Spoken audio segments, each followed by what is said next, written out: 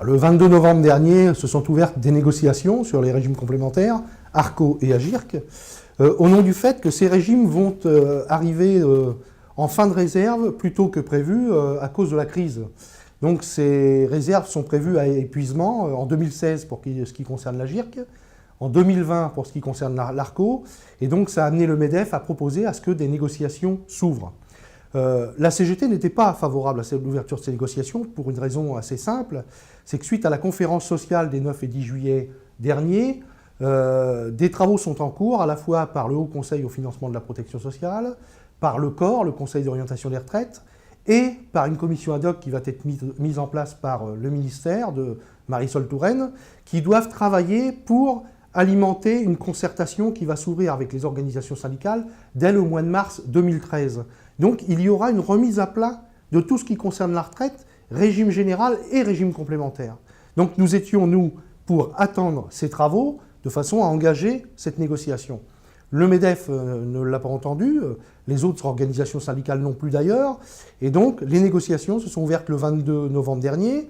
Nous avons une réunion chaque mois, et ce jusqu'au 14 mars, date à laquelle ces négociations doivent se terminer. Ces négociations se tiennent en deux pans. Le premier, c'est des mesures conservatoires, c'est comme ça que le MEDEF les a appelées. La CGT a appelé les propositions des mesures régressives. Tout simplement que le MEDEF nous propose, dans la première réunion, que nous ayons des mesures qui touchent uniquement les prestations. À savoir qu'on va proposer une diminution des allocations retraite complémentaires pour tous les retraités, et ce, dès le prochain exercice. Donc on va avoir quelques difficultés sur le niveau de pension qui va de nouveau baisser pour l'ensemble des retraités.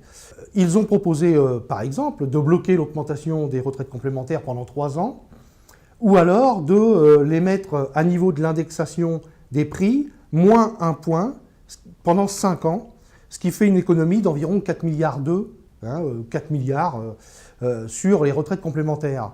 Au même titre qu'ils ont proposé qu'il y ait une revue à la baisse des pensions de réversion, notamment de passer la pension de réversion de 55 à 60 ans et de 60% à 54%, ce qui fait une baisse considérable du niveau des pensions. Donc voilà le type de mesures que propose le MEDEF dans un premier temps. Dans un deuxième temps, il propose d'avoir un large débat sur ce que pourraient devenir les retraites complémentaires à terme. Et là, nous voyons bien que ce qu'il vise comme objectif, c'est de préparer la concertation de 2013 et donc d'anticiper les mesures qui seront actées dans le régime général de 2013, et notamment, par exemple, un nouveau report de l'âge de départ en retraite, ce qui est bien entendu inacceptable pour la CGT.